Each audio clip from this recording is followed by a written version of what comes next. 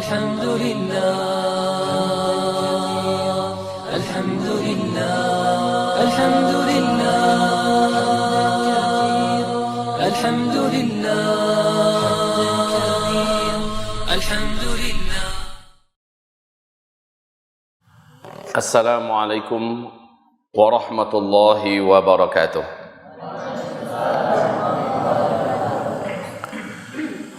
Alhamdulillahi rabbil alamin. Wa bihi nasta'inu ala umurid dunya waddin. Asyhadu an la ilaha illallah.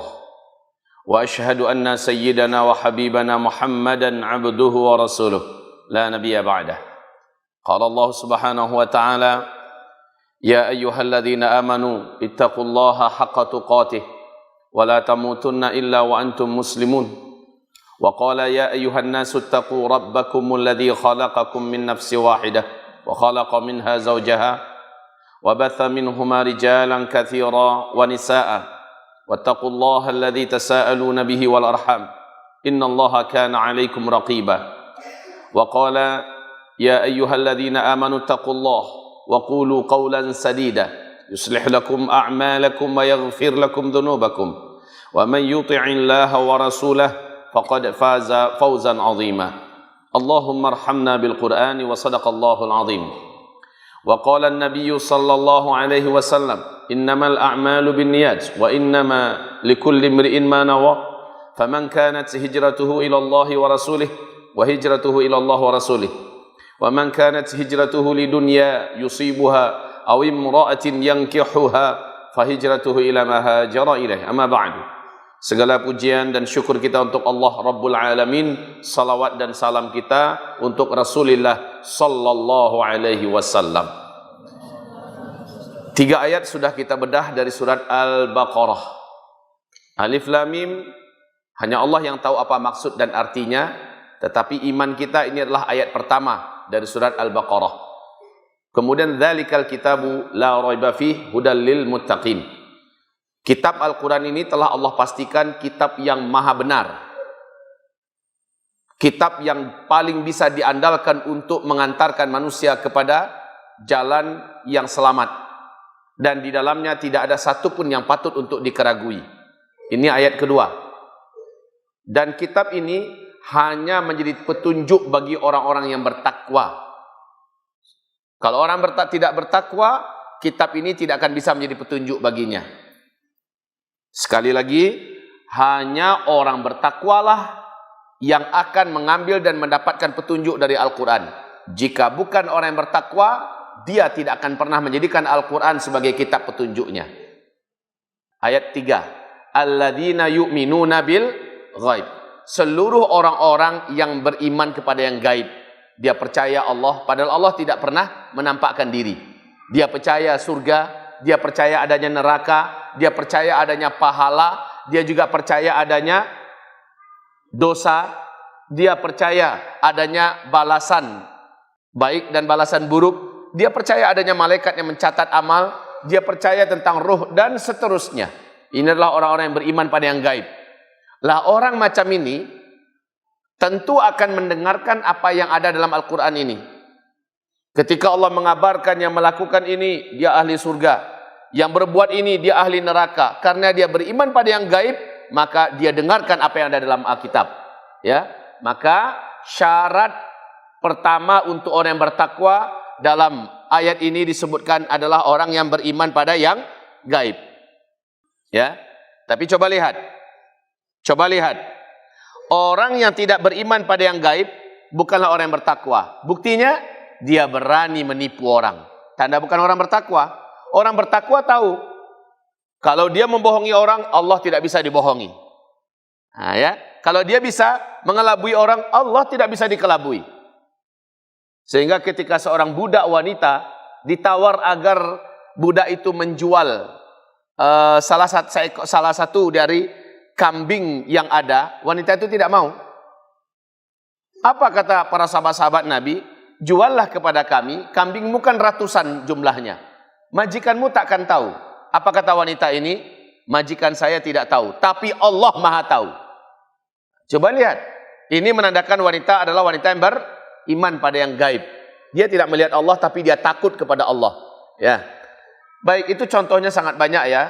Tidak mungkin kita ulang kembali sekarang. Tapi ringkasannya begitu.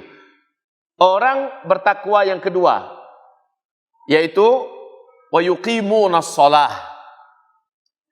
Baru orang itu dikatakan bertakwa kalau dia menjaga salat 5 waktu berjamaah di masjid. Itu baru disebut orang bertakwa. Sehitam apapun jidatnya, saking banyaknya dia sujud, tetapi sayangnya dia tidak ke masjid salat berjamaahnya, maka dia tidak terhitung sebagai orang yang bertakwa. Dan kunci as-salat di situ ada pada yuqimuna. Mengerjakannya berjamaah tepat waktu, kemudian sesuai dengan sunnah Nabi Muhammad sallallahu alaihi wasallam, dan dia berjuang untuk khusyuk dalam salatnya, serta dia tutup dengan zikir. Ciri orang bertakwa itu ada 3 di ayat yang ketiga tadi. Di ayat yang keempat, ciri orang bertakwa itu juga ada 3. Yang pertama, walladzina yu'minuna bima unzila ilaika, dan orang-orang yang mereka beriman bima, dengan apa-apa saja unzila ilaik, yang diturunkan kepada engkau hai Muhammad.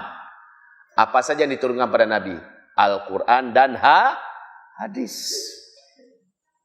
Mereka imani semua. Tidak ada yang mereka tolak. Tidak ada yang mereka benci.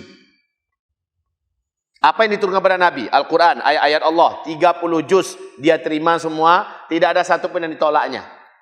Nah, wahai Bapak Ibu, bagaimana menurut Bapak Ibu? Bagaimana menurut saudara-saudari? Bagaimana menurut anak-anak Buya? Kalau ada satu ayat saja yang ditolak. Bagaimana menurut Bapak Ibu? Satu ayat saja dalam Al-Quran kita tolak. Gimana hukumnya orang ini? Hah? Gimana? Tidak menjadi orang mutakin, kata ayahanda kita. Ada yang lain? Dah pasti itu. Tidak menjadi orang mutakin. Tapi hukum yang paling apanya apa? Kafir. Dari mana dapat? Dari mana dapat ini? Surat Muhammad ayat 8 ayat 9. Surat Muhammad surat yang keberapa? Surat yang ke-47 ayat 8 ayat 9. Nah, coba lihat itu dalam surat Muhammad. Surat 47 ayat 8 ayat 9. Hafal? Coba Afan baca.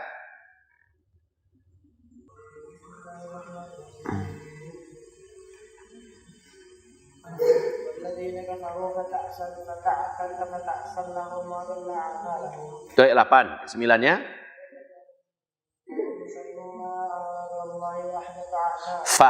Fa'ahbata a'malahum.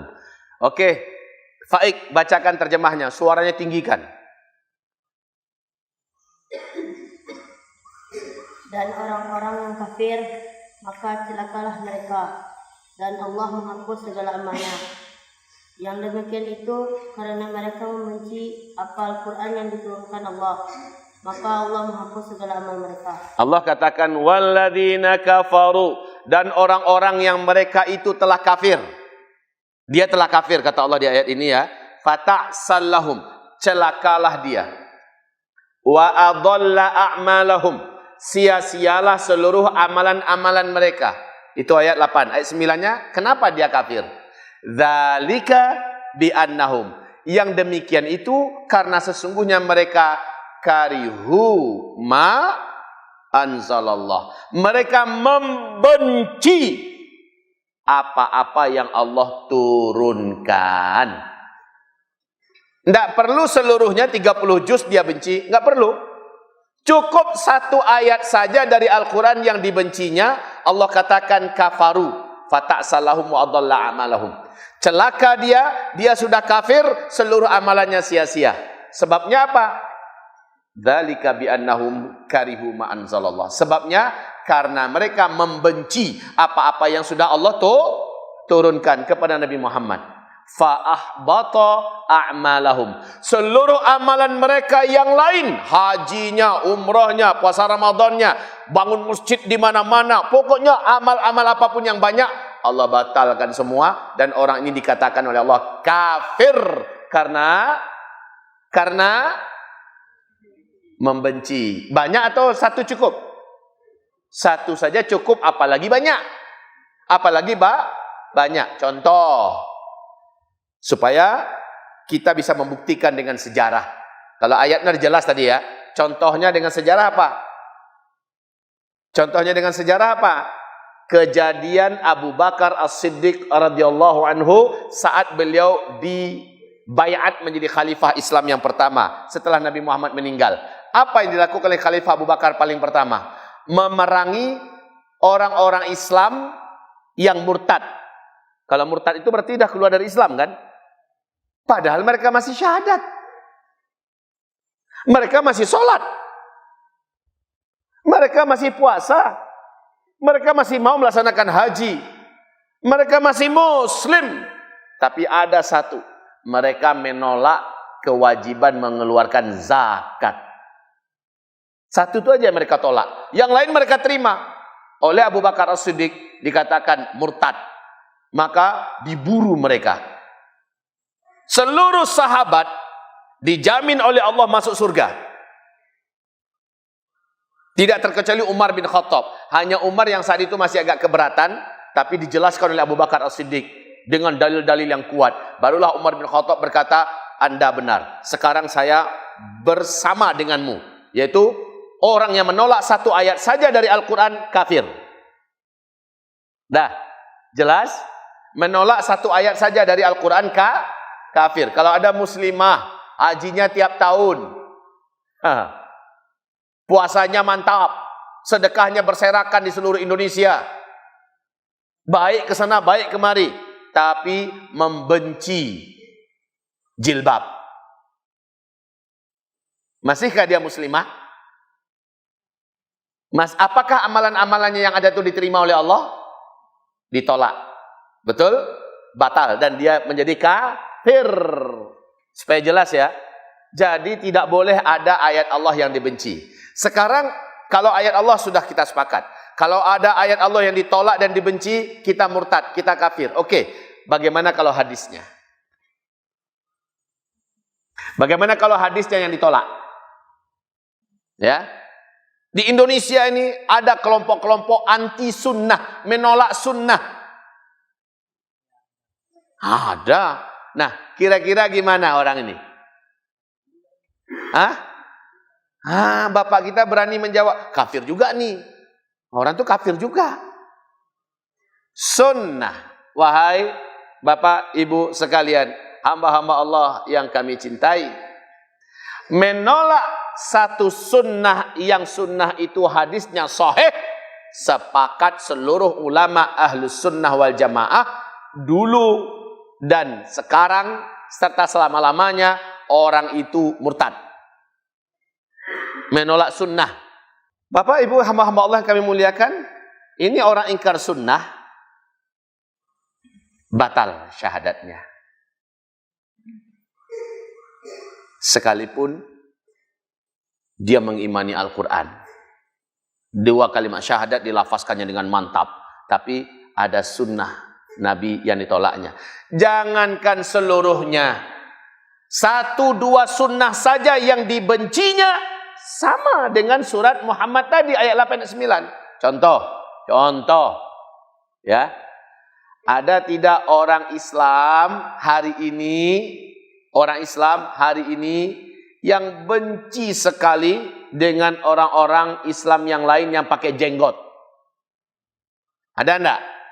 Kalau ngelihat orang lain pakai jenggot itu kayak melihat monyet dia. Ya, kayak melihat kambing sehingga betul-betul gusar dia melihat. Kalau di sekolah dia usir. Kalau ada santrinya, mahasiswanya berjenggotan, diusir. Dikeluarkan. Kalau ada dia punya pegawai berjenggot, diusir.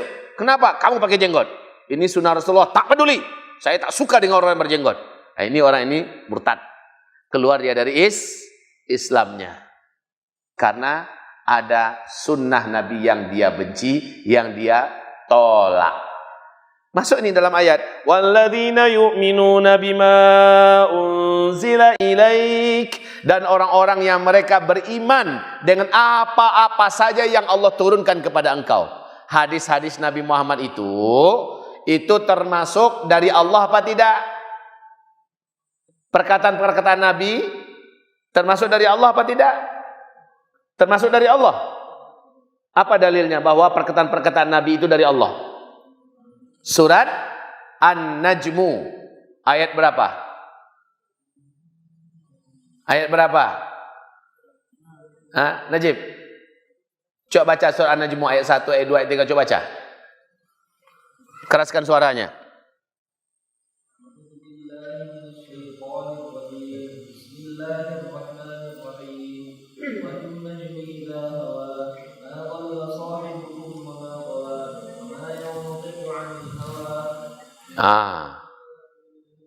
Berarti ayat 3, ayat 4. Wa ma yantiqu 'anil hawa. Apapun yang diucapkan oleh Nabi Muhammad itu bukan dari nafsu pribadinya. In huwa illa wahyu yuha. Semua yang diucapkan oleh Nabi Muhammad adalah wahyu yang disampaikan kepada Nabi Muhammad. Jelas? Ini enaknya Pak ngaji di pesantren, anak-anak hafiz Quran.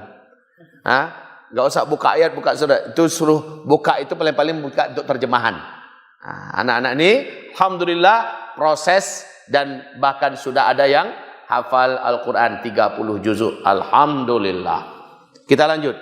Jadi paham kita sekarang ya. Beriman kepada apa saja yang diturunkan kepada Nabi Muhammad SAW, baik ayat-ayat Al-Quran ataupun hadis-hadis beliau. Jangan ada yang ditolak. Baik, sebelum kita lanjut, ada pertanyaan tidak tentang materi yang baru saja kita sampaikan? Silakan. Bapak kita mau bertanya itu. Silakan Pak Aldi.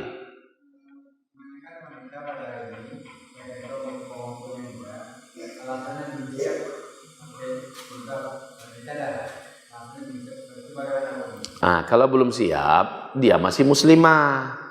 Beda dengan orang yang membenci pakai jilbab, menolak jilbab. Beda ya.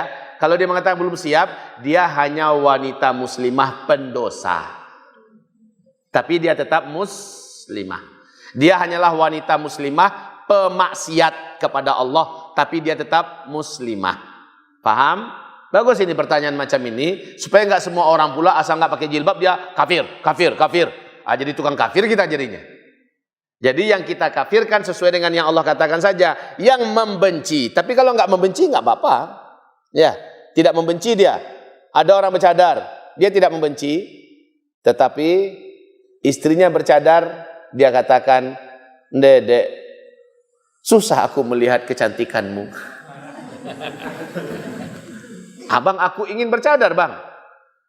Ya bagus-bagus saja bercadar, tapi di depanku janganlah. Ini sah-sah saja, oke? Saya dulu dibeli rezeki. Itu saya beli lembu 18 ekor. Itu habis. Memang saya tidak keluarkan, tidak penuh. Saya bayar cuma separuh. Jadi tidak habis lembu saya itu sampai memang gara-gara tak bayar. Ada hadisnya, sahih. Ya. Apa kata Rasulullah, Bu? Ini pertanyaan Bapak, Ibu dengar nggak tadi? Beliau dulu waktu ada rezeki, beli lembu 18 ekor. Ya, kemudian habis semuanya, binasa. Kenapa? Zakatnya malas beliau keluarkan. Maka hadisnya begini, ma min malin khalatathu sadaqah illa ahlakathu. Sedekah, seluruh ulama ahli hadis dan ulama fikih sepakat mengatakan arti sedekah dalam hadis ini adalah zakat. Seluruh harta yang zakatnya tidak dikeluarkan, Allah akan binasakan harta itu. Allah binasakan. Ma min malin khalatathu sadaqah illa ahlakathu. Setiap harta kita punya tabungan, enggak kita keluarkan zakatnya, insya Allah tabungan itu akan ludes. Itu gara-gara apa? Zakatnya enggak dikeluarin. Ya, hati-hati. Habis. Sekarang nyesal kan? Tobatlah. Kita tobat karena dulu kita ada kewajiban tapi tidak kita keluarkan kewajibannya. Oke? Cukup ya sampai di sini. Berarti masih walladzina yu'minuna bima unzila ilaika. Baru sampai situ baru. Besok pertemuan berikutnya Rabu yang akan datang wa ma unzila min qablika. Dan apa-apa yang diturunkan dari sebelum engkau. Demikian saja, mari kita laksanakan sholat isya berjamaah. Habis sisa udah nggak ada lagi. Kenapa? Kita udah isi dengan tanya jawab. Jadi kajian kita hanya sampai sholat isya saja. Mari kita tutup dengan minta ampun pada Allah Subhanahu Wa Taala dan doa kafaratul majlis. Astaghfirullah, astaghfirullah, astaghfirullah.